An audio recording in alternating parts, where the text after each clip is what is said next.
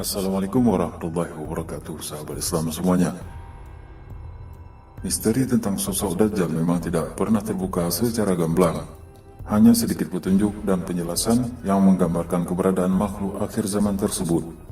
Diketahui bahwa sahabat Rasulullah SAW, yaitu Tamim Ad-Dari, adalah satu-satunya sahabat yang pernah bertemu langsung dengan Dajjal di sebuah pulau. Namun, dari berbagai petunjuk yang ada, terdapat dua pendapat yang diyakini sebagai pulau di mana Dajjal dikurung. Yang pertama ialah Pulau Socotra atau dalam bahasa Arab disebut Sukutra. Dan yang kedua adalah Segitiga Bermuda. Benarkah demikian? Bagaimana jika ada alternatif lain yang lebih sesuai dengan dalil?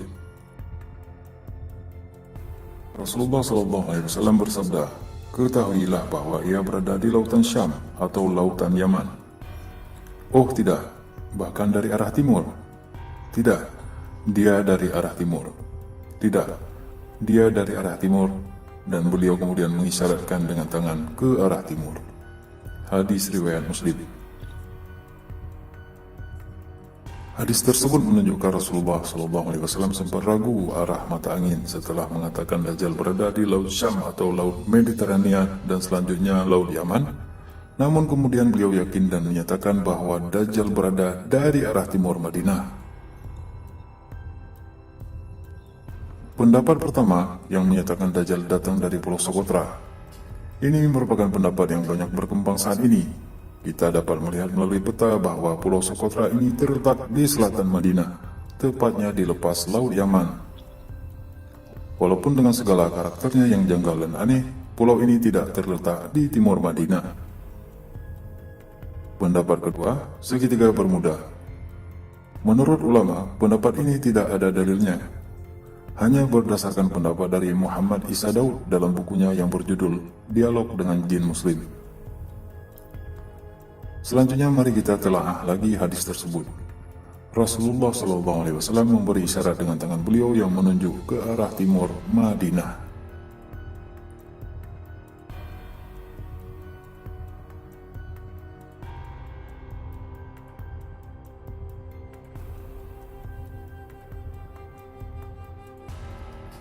Ini adalah Teluk Persia.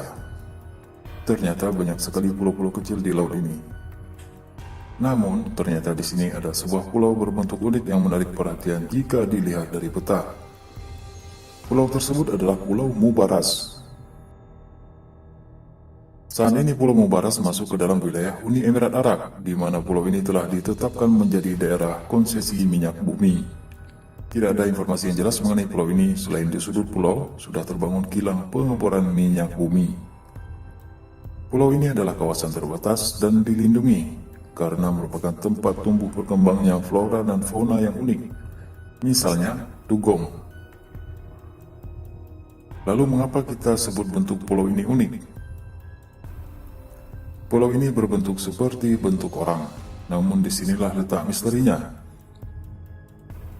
Jika kita perhatikan dengan seksama, pulau ini bentuknya menyerupai rasi bintang, yaitu Orion. Apa artinya itu? Sebagai rasi bintang yang cerah, Orion telah dikenal oleh berbagai peradaban kuno, sekalipun dengan berbagai gambaran. Bintang-bintang ini dianggap sebagai dewa cahaya, Osiris, oleh bangsa Mesir kuno. Osiris merupakan ayah dari Horus, si mata satu atau Dajjal. Ketika Osiris mati, Horus meletakkan mayat ayahnya di angkasa, yaitu di sekitar Orion. Kutipan dari buku Legends of Egyptian God Texts. Pulau ini dari bentuknya telah menyingkap makna Dajjal. Berdasarkan lokasinya pun, pulau ini letaknya di suatu laut di arah timur Madinah sesuai hadis Rasulullah SAW. Ada dua hadis yang menyatakan dari mana arah kedatangan Dajjal. Rasulullah SAW bersabda, Dajjal akan keluar di bumi bagian timur yang disebut Khurasan. Ia diikuti oleh beberapa kaum yang wajah mereka seperti perisai yang dipukuli. Hadis riwayat Ahmad. Dari Anas bin Malik radhiyallahu anhu, Rasulullah SAW bersabda, Dajjal akan keluar dari kota Yahudi Isfahan bersama 70.000 penduduknya. Hadis riwayat Ahmad.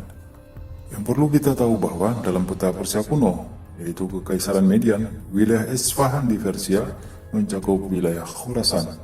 Selanjutnya pada zaman Rasulullah, wilayah Khurasan mencakup wilayah Isfahan. Dahulu pulau ini masuk ke dalam wilayah Isfahan, tepatnya di mana provinsi Hormozgan saat ini berdiri di dalam negara Iran. Pulau Mubaras ini memang tidak seunik Pulau Socotra. Namun yang kita bicarakan di sini adalah hadis dari Rasulullah SAW yang menyatakan Dajjal yang dikurung di sebelah timur Madinah, dan kedatangannya juga dari arah timur, yaitu dari Isfahan atau Khurasan.